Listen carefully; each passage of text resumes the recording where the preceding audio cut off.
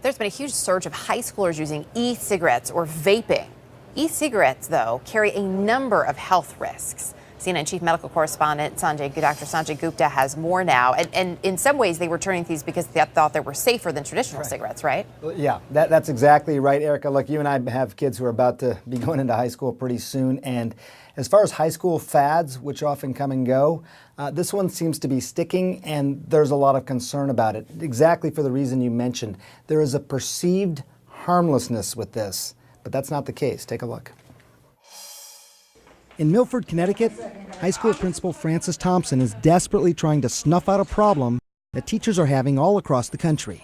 They would come in here, you'd have 4 or 5 kids at a time congregating, and they'd start to vape.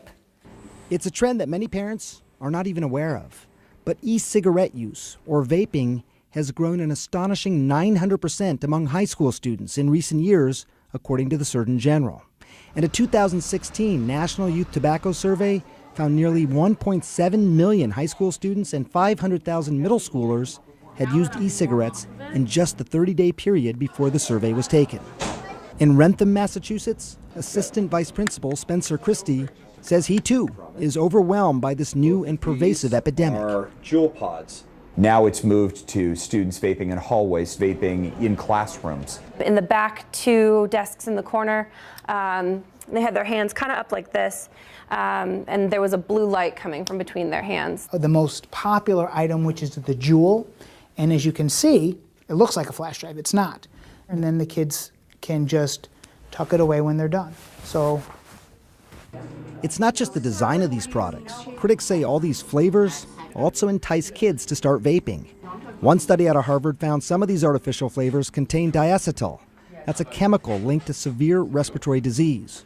The kids that I talk to believe that there's nothing in there that's dangerous. They don't think there's anything more than water.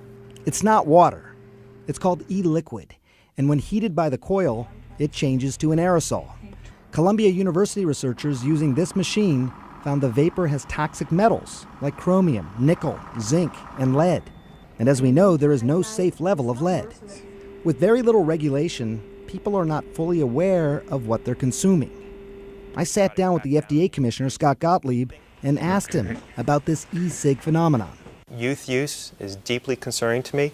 We're going to be taking some enforcement actions very soon to target companies that we think are marketing products in ways that they're deliberately appealing to kids. I'm going to be having conversations with some of these companies, trying to inspire them, if I can, to take more corrective actions on their own. Don't forget, nicotine is one of the most addictive substances out there. I think it's the next epidemic among teenagers. Remember, Erica, e-cigarettes were marketed really as a smoking cessation tool, get people off of cigarettes. And there is some evidence that maybe in adults that has worked. But what's happening with kids, again, 900% increase over a 5-year period. Many parents are completely unaware of this. So those numbers are going up, and many of those kids, a quarter of them are turning to regular combustible cigarettes as well. So It's a huge problem.